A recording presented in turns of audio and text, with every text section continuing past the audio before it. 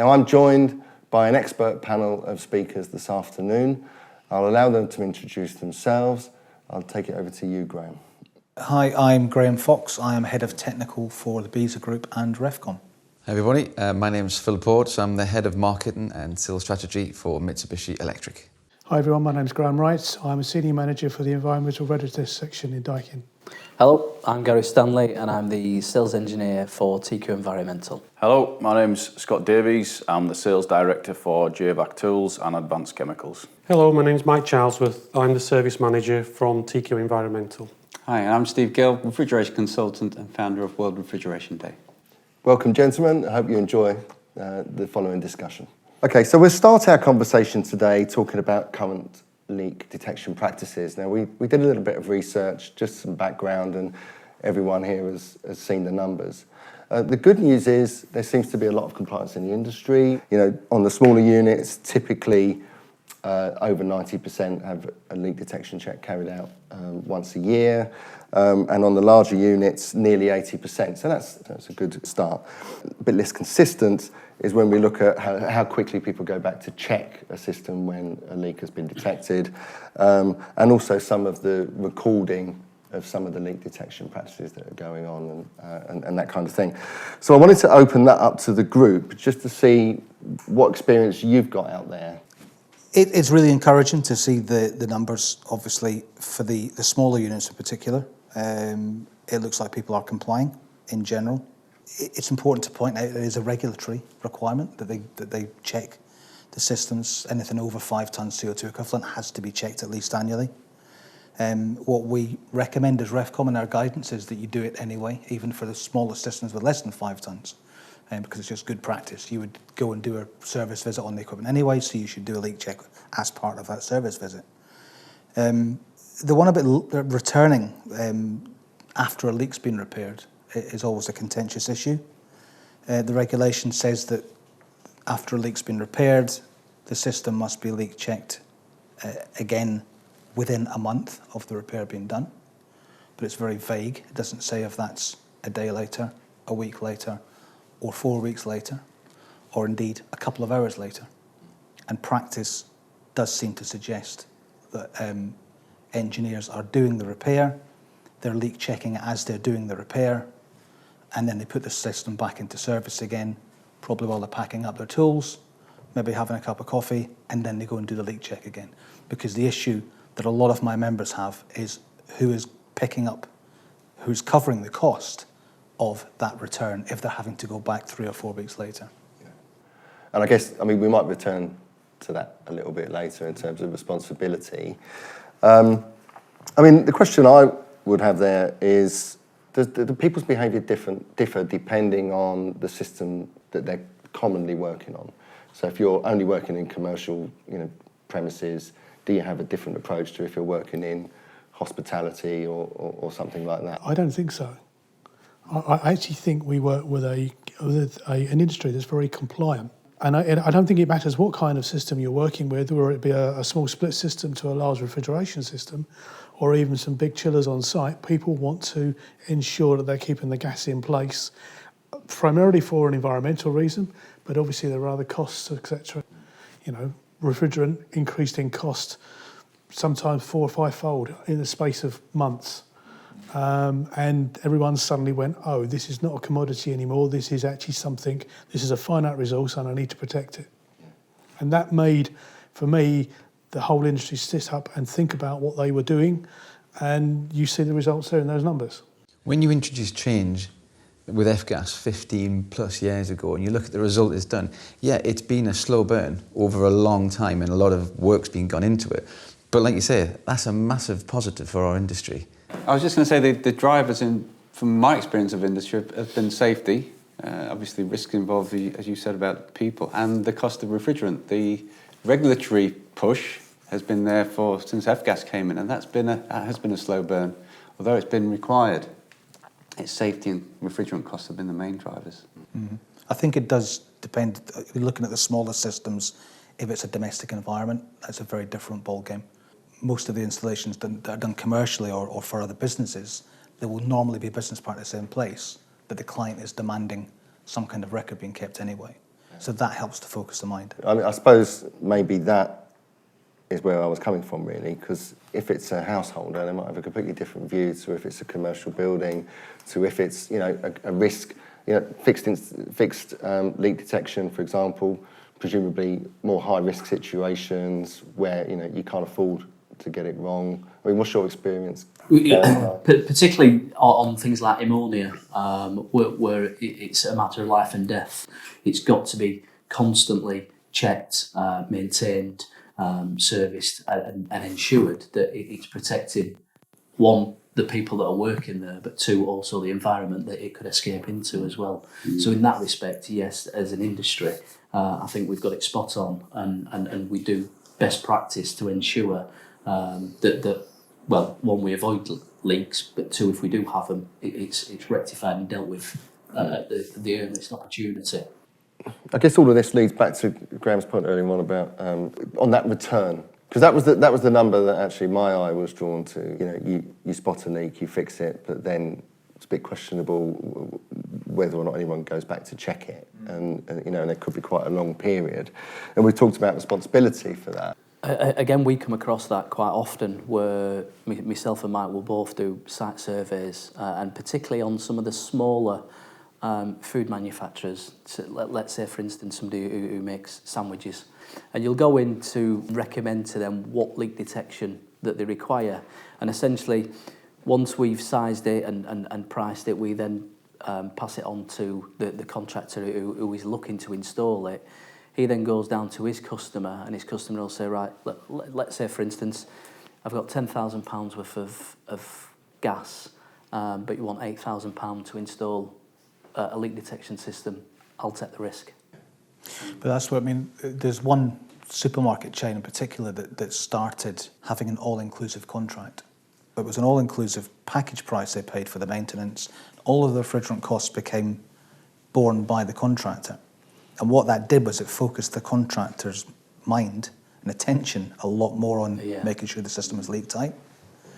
So there is talk about that kind of contract becoming a bit more common. I also think there's a bit of a fundamental misunderstanding about who the owner of the equipment is. Yeah, absolutely. The owner of the equipment is the person who owns the building. As a maintainer, you're responsible for ensuring that you maintain the equipment within the F-gas regulation, ensuring that the owner of the building is compliant. And I think the misunderstanding is that this second visit that comes along, which is a check visit, it shouldn't be too much of a problem unless they find the leak's returned or another leak. It's just forgotten about because the owner doesn't want to pay for another visit. Quite clearly, the regulation has been written in a certain way to ensure that leaks are stopped as quickly as they possibly can, which is why that methodology was put in place. It could well be that in the future that might get taken away because it's not needed, but at the moment we don't know. And this data very clearly shows that we're not going back for the second visit, primarily because of cost and primarily because the people who own the equipment don't think they own it. They think they've subcontracted that ownership to maintenance companies, where in fact they haven't. There's also remote monitoring in some of the larger systems, that it's been repaired and the engineer's left. The people monitoring remotely, do we need to go back? Well, that actually counts under the law about returning to leak check within 1 month. A remote check does count for that. It does count. Because the leak check can be an indirect leak check. So you check in operational parameters of a system, which you can do remotely if you have the right software in place. So actually that does help people leave it for a couple of weeks, bed in after the repair, and then check it a couple of weeks later. Because they don't have that return visit cost. There are manufacturers equipment out there, especially in the DX air conditioning scenario, where you've got systems like VRF that actually have leak detection on board. And that leak detection is not physically checking the leak, but is actually checking the parameters of the system in a certain operational mode. And that is allowed under the F-gas regulation. So that helps, but it doesn't solve the problem, if you understand it. It tells you where you are in terms of your charge in that particular system, but that's not used widely through refrigeration or even some of the less complicated systems. 400 tonnes of refrigerant lost a year in the UK alone. Refrigerant costs money, okay? Who owns that responsibility? We focus a lot on industry and we talk to contractors and we make sure that they're up to speed. But do the customers understand enough? I mean, is there any scope for some kind of communication campaign with customers or something that is more regulatory enforceable to the end user that helps the contractors? Because it does seem to be a problem. I think an education piece to the particularly some of the larger client base would be really, really useful for the contractors, because I get a lot of members that come to me saying they've identified a leak, the client's refusing to get it repaired, so they don't want to shut the freezer down because they're trying to keep the supermarket open, for example, things like that. And so there's a lot of commercial pressure on the end user in that case, and they're just refusing to allow the equipment to be shut down to be properly repaired. And I get members coming to us for advice saying, where do I stand legally with this? Because I've told them there's a leak and they're not getting it checked. They want me to top it up to keep it going for a couple of weeks. I think one of the issues is around data and how we record leaks. We need some kind of standard way of recording leaks, and it needs to be stored in a central database. That would then give the owners of the equipment, whoever that might be, a bit of clear responsibility about how they behave and what they need to do. I also think that sometimes money talks, and that's why you get into these situations where someone doesn't want to shut an office down or a production line down and just top things up, which is completely against any of the regulations, but hey, that's life, I suppose, the reality of it. Data is the key, and the problem is that, Kelly, you mentioned 400 tonnes of refrigerant is lost in the UK every year. That's an estimate. Nobody actually knows how much is lost because that data doesn't exist. There's nowhere that's actually been recording that historically. And we put some software in place we gave to all of our members specifically so that we could actually start collating that data. So I was able earlier this year to give to harvest data for a year's worth of usable data from something like 1,000 contractors. And it's all anonymised, so there's no issues about commerciality or confidentiality or anything like that. And I was able to give DEFRA exact figures for a few refrigerants we just picked out as a sample for them to show what we can do. And it showed the exact amount of refrigerant that's been charged into systems in a year, the exact amount of refrigerant that's been charged as a top-up after a leak repair or after a loss for whatever reason. And so it's only now, and it's only if all the contractors are using a software like that to actually record what they're using that we'll start to gather that real data rather than using estimates. Well, I think that's the thing, because everything seems to revolve, particularly in the larger clients, the supermarket chains and that it's cost versus profit. If we're losing 400 tonnes of refrigerant every year, then a lot of these chains will be contributing a great deal of that. And if they are made more environmentally responsible towards what they are losing and held accountable for it, then I think, well, I'm not saying it would change overnight, but certainly it's something that would make them sit up more and think about what they are doing and what they need to do. Yeah, because the numbers, the industry up to the customer, looks like it's doing a good job. But it seems to me that you're kind of 15% or whatever it is you're missing is a hard one to do in our own supply chain because it goes right up to the customer. And so, like you said, it's how you articulate the story. If you look at the responsibility that Graham talked about, there's two reasons predominantly why we do leak detection. The first is safety. If you've got an ammonia chiller, if you've got an A2L refrigerant in a hotel bedroom or an office, you need to have leak detection. The other is what we're now talking about, is the corporate social responsibility. If these national supermarkets are guided down the route and explained how they are actively contributing to climate change, it's how you articulate that story and show them, the CO2 equivalent of those 400 tons of refrigerant that's been released. That makes a huge difference. But how many of us around this room have actually articulated that to the larger chains that we're talking about? Like you say, we stop at the M&E contractor or the maintenance contractor. It's how much gets through to the actual person with a pound, shilling and pence who says, I've got to close my store for like how many days just to have a regular maintenance check, have leak detection. There's another slide talking about the engineer's perception of what affects leakage the most. Some of it is on standard of installation and quality of brazing around the joint, how pipes are routed and supported. If you look at the bar chart, there's more people who think that the standard of service and maintenance is a contributing factor. Now, it's back to the point, who's paying for the service and maintenance? Are those service contracts ground the future? If that is to be believed, then that means that it is again the customer. It's the customer appetite to actually pay for this thing to be serviced and maintained. It doesn't surprise me that statistic that nearly 60% of them are saying the standard of service and maintenance is the biggest cause, because there does tend to be a race to the bottom. So for the service contractor, they're often tendering against a number of different service contractors, and there's always going to be somebody who's going to go in cheaper just because they need the work. And if they're going in cheaper, then they're going to have to cut corners somewhere, and it tends to be you'll get, for example, large VRF systems. You'll get somebody who's pricing that job on the number of indoor units, and they'll do it 20 quid an indoor unit or something. And it's a crazy way to price a job, because you can't possibly do the checks properly. Talk about the leak detection methodologies. The kind of person that's going in there, is that what's impacting on the methodology, or is it the type of system they're using? So will they have an electronic, a sniffer, or will they have a bubble-up spray or Spectraline kind of product, UV dye? Is that affected by what they're working on, or is it the quality of the contractor? I think it comes down to the contractor as well, because a couple of the methods you've mentioned there of handheld leak detection and bubble-up spray, and I'm sure you've all seen when people talk, oh, what method do you use? You hear people go, literally fairy liquid. Yeah. And right, so in F-gas regulations, your detector has to detect from 5 grams per year and under. Bubble-up spray is basically a pinpointing product that will not detect, I think it's estimated around 16 grams per year. That's the maximum a spray will leak detect down to. So you've got to find the leak with the leak detector first, but then you can pinpoint it with a spray. However, people will sometimes just go with purely spray and won't own a leak detector. They'll think that's a perfectly good way of leak detection and finding leaks.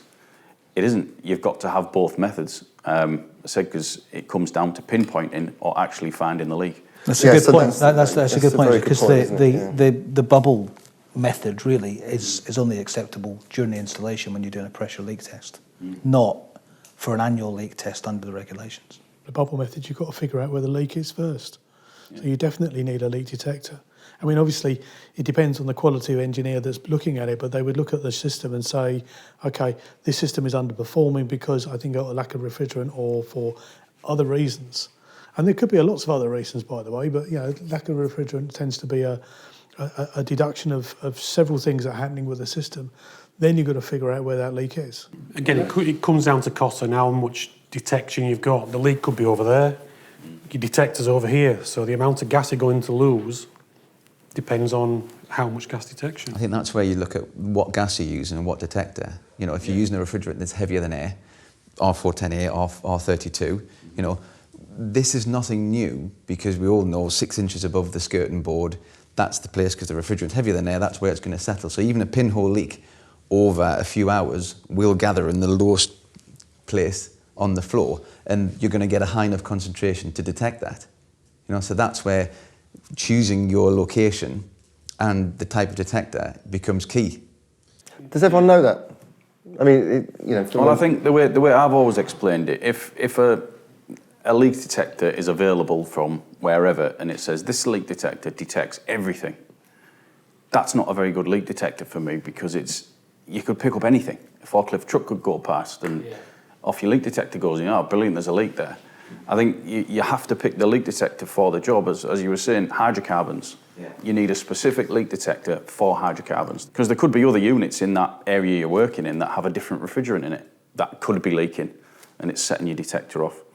And you have one specific for CO2 that only does CO2 and doesn't pick anything else up for the exact same reason. So I think it's very much down to picking the right detector. Pointing at installation or service is the pipework's already been installed. If there is going to be a risk of a leak, it's actually done. It's normally going to happen either because the pipework's not been put in properly, or it's not supported properly, or something else has happened, like someone hanging something off a bit of pipework that shouldn't be there, shouldn't have been done. Servicing a piece of pipework doesn't really make that much difference to it, other than physically looking at it. I suppose the only point there is, if you confuse service and maintenance with system inspection, if there was an issue at the point of installation, Well, you're never going to find that out unless you go back and do something, which would probably be a service and maintenance visit, which would involve some level of inspection. I think there's a differentiation there, and you touched on it before. Is it a service maintenance contract which is done on the number of fan coils, which is cleaning filters 3-4 times a year, or is it a system looking at the system with a qualified engineer who will then be able to pick up a leak, not someone who goes and cleans 50 filters a day, and that's what they're paid to do. You know, they take the check sheet off, they've cleaned the filter, but at no point have they actually looked at how the system's operating. Do they put it in full heating, full cooling, check the head pressure on the compressor, check the evaporating condenser temperatures? And again, if you're in a race to the bottom, you're never going to be winning it if you're going to do that level of detailed inspection. because what we know is happening is with that kind of race to the bottom, then you've got the FM companies who are doing those checks. They're sending out a qualified engineer once a year to do the mandatory F-gas leak check. And the other visits are just, the filter cleans. So they're part-skilled people. So they're not actually technically able to evaluate the operation of the system to tell if there's a leak anyway. Yeah. I think something we've noticed as well, I think obviously the industry we look at is the commercial industrial side of HVAC. A lot of the comments you see sometimes come down to automotive HVAC, where you see certain garages openly advertise, we will top up your refrigerant in your air conditioning system, and they sell a can of refrigerant in Halfords. And I think if we have to look at one side, we have to look at both sides. It's got to be industry-wide. It can't just be, oh, well, this sector does that, but that's automotive, so that doesn't really count. We'll just brush that to one side. It's got to be the whole thing, because then you get the engineers on our side saying, well, how come they can get away with it? It's got to be right across the board. The environment doesn't care where the refrigerant comes from. No, refrigerant's refrigerant at the end of the day, isn't it? Yeah. So what we're saying is, we have professional industry, people that are trying to do the right job. There's a bit of a disconnect with what the customer is prepared to pay for, or actually understanding what their own responsibility is and the cost of that. But then we moved into types of leak detection and the fact that not everyone will have everything in the bag. Is that a common problem? Sometimes that's how, when I was an apprentice, that's how the engineer, he used to do it that way, and that's how I've done it all my life.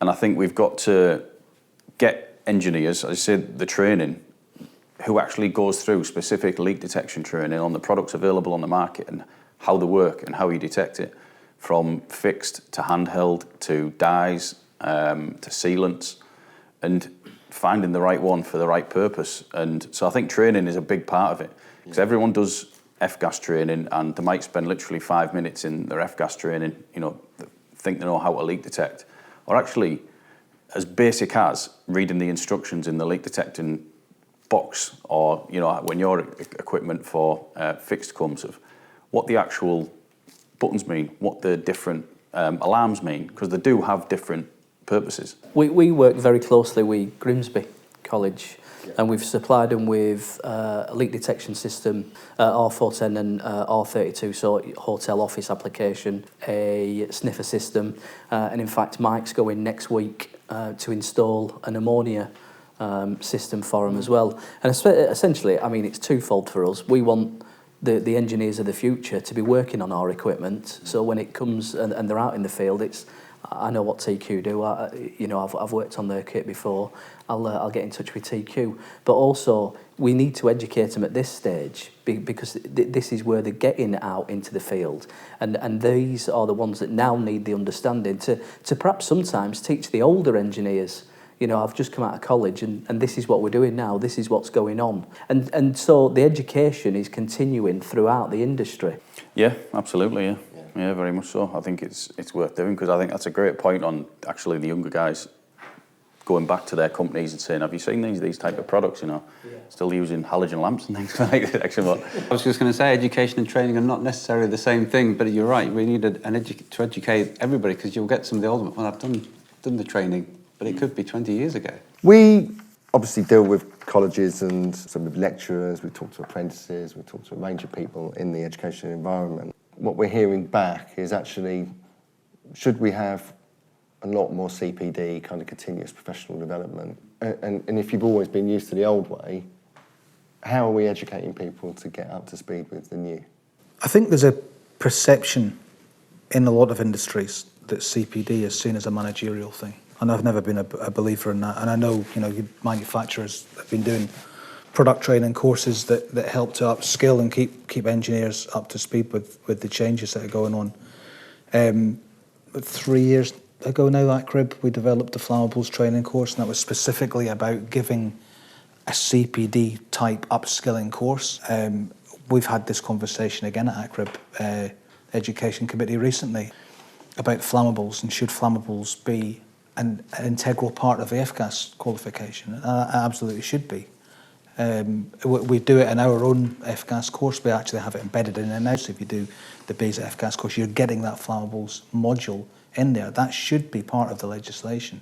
So anyone who did a City and Guilds, when I did in 2007, legally, you've never had to do any upskilling in all that time, and it's ridiculous. That doesn't seem right, does it? I mean, the whole point of CPD is to maintain your professional qualification. Well, maybe that's a way of looking at it then, because I'm sure we're going to come on to competence, because it's important to note that F-gas qualification is not a competence qualification. It's really just about awareness of the environmental implications of leakage. That's what it's about. It is in no way a competence qualification. One of the big arguments we've had in the industry for years has been that it's kind of dumbed down the industry to some extent, because it doesn't address competence, but it does need to. But there's work going on in that area. Yeah, Very, very much so. But I think there's a bigger picture actually, and as I say, this continued professional development. So I'm going to use the name for it. Is something that I think engineers would really welcome. I don't care what it's called. The industry's going to have to change. Every industry's going to have to change with the changes to what is going to be the building safety bill, building safety regulator coming into place. All of this because of Grenfell. And they're going to focus on things like the minimum skills or the technical competencies for people.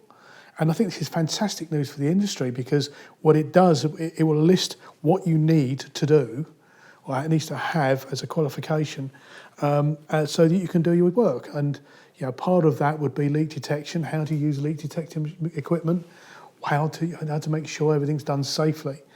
And I'm not saying for 1 minute that the industry's not doing that. It just means that there will be a framework that you'll be recognised to. It will come back down to skill cards, but it's going to be. I don't like using the word revolution, but it's going to be a bit of a change for people to understand how they are going to make sure that their skill card is up to date and is kept up to date.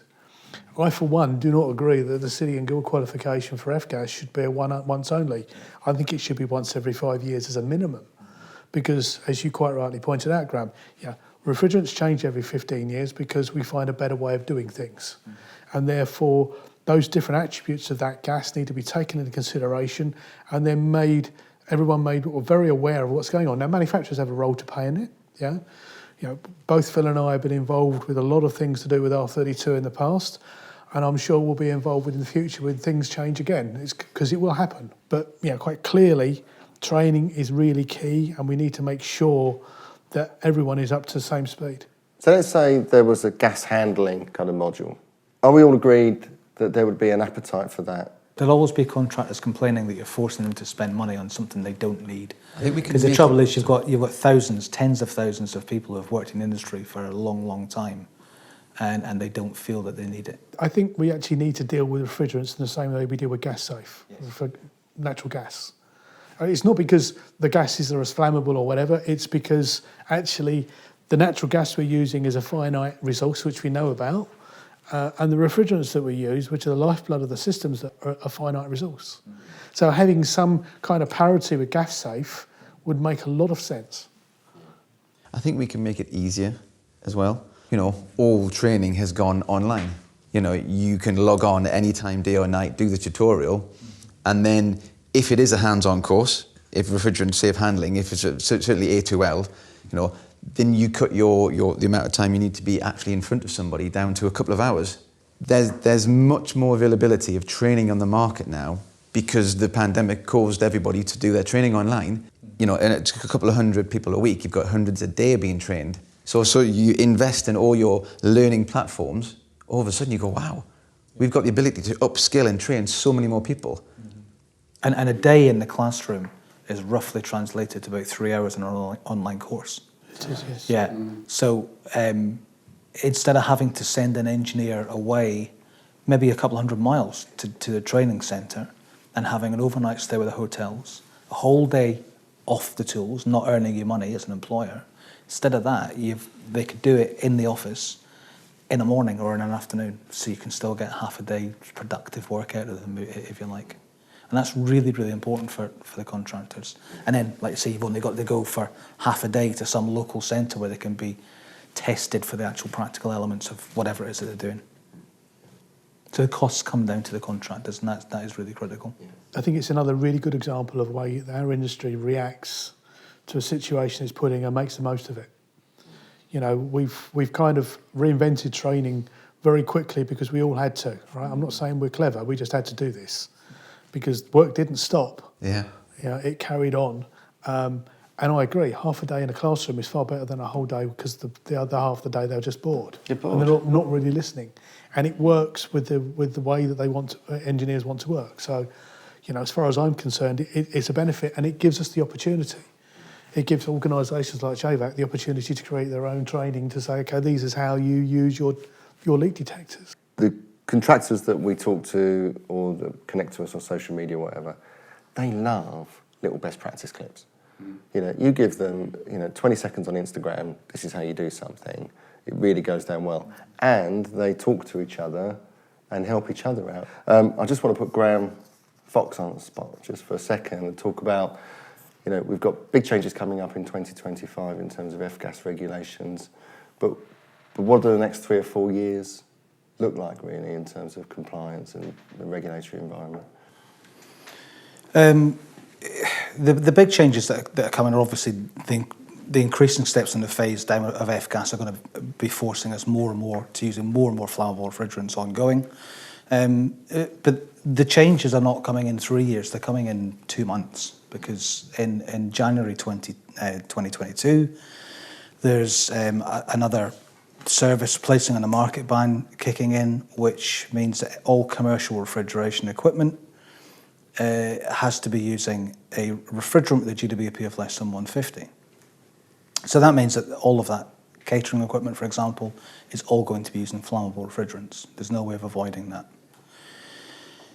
One of the big issues that we're getting from a lot of members at the moment is the application of that. So it's not that the customers, my members and their customers, it's not that they don't want to comply with that. They don't have any option because it's a regulatory fact, and we've known about it for a long time. The issue is that a number of sites that my members work on have a blanket ban on anything flammable. So airports, for example, certainly when I was a contractor, it was a huge problem if you wanted to do brazing on site. And that's why we had this proliferation of other types of joining methods 7, 8, 10 years ago. But we've now got a situation where all of the equipment going into these places has flammable refrigerant in it, and they're banned because there are local rules. So any airports, train stations, underground stations, all of these places, shopping malls increasingly, so shopping centres tend to have a blanket ban on anything flammable. So it means, all of these properties have got fast food outlets, they've got bars, they've got restaurants, who have all got under-counter fridges, freezers, that are all being supplied with flammable refrigerants that are not being allowed on site. So where do the engineers go from there? Where do the manufacturers go from there? The manufacturers have invested millions in changing their equipment so that it complies with this lower than 150 GWP rule, but my members are not able to actually take that equipment to site. So one of the things you've got to be really careful of with legislation is the unforeseen consequences. And I don't know how many times I've said that the European Commission to DEFRA is really, really important. And we had a meeting with DEFRA 3-4 weeks ago, and we had a really good discussion about it. They get it, they understand they've got a very big problem, and they're now talking to the HSE to try and get over this. Because one of the reasons why they have these blanket bans is because the HSE don't recognise lower flammability, for example. Everything to the HSE is flammable or non-flammable. So as soon as you say it's flammable, they just don't want to know. And we have to get that mindset change. We have to get the lower flammability that's only actually recognised in our industry. We have to get that recognised more generally so that the actual risks or the comparative risks, if you like, are taken on board in any kind of risk assessment, which will allow those products to go on site. Looking a bit further down the line, 2025, the F-gas regulation introduces a ban on smaller air conditioning systems with a GWP of anything more than 750. Now, the manufacturers have already addressed that some years ago because they've moved towards R32, which is below that threshold. So actually, that service ban coming in 2025 shouldn't really be an issue. You're ahead of the game. Yeah, I think the manufacturers have got the industry well ahead of the game, which is great. But it's that application of the products is the problem. The trouble is legislators tend to look at these things from a is it technically feasible perspective. And that's what I said to DEFRA at that meeting. It's not a case of whether it's technically feasible or not. Yes, it's technically feasible, but you can't apply the product. And regulation can be quite a blunt instrument if you don't fill in the shades of grey. That's the... Do you want me to fill in a bit more detail? Yes. The whole issue is the fact that HSE doesn't recognise the difference between something that's flammable and that's got lower flammability. And people question why that might be. Well, actually, there's a very clear guidance that comes up, a very clear document, which is the Global Harmonised Standard, or GHS, which takes all these nasty substances and it does everything and gives it a code number. So in essence, this GHS document changed about 2 years ago. It recognised the fact that certain gases with a burning velocity below 10 centimetres a second are classified as low flammability. It is also recognised under the UK CPR, which is the document that HSE used to recognise GHS. But what they've not done is they've not recognised the fact that the risk assessments and the work's done needs to take into consideration we're using something that's less flammable. It's still flammable, by the way, but it's less. So in essence, you end up with, as you're quite rightly saying, legislation can be a very blunt instrument. But we've got organisations now that are basically saying, and there are some hotels, there will be some shopping precincts that will not allow you to use lower flammability or high flammability refrigerants, primarily because it's not recognised as, or it's still recognised as being very dangerous. And we've done a lot of work with installers, manufacturers have in general, so they understand that risk, and also other organisations have created risk assessment processes, working with REFCOM to make sure engineers are trained up on that. And also, let's be very clear, this stuff still leaks. So, you still need leak detectors. Yeah. You haven't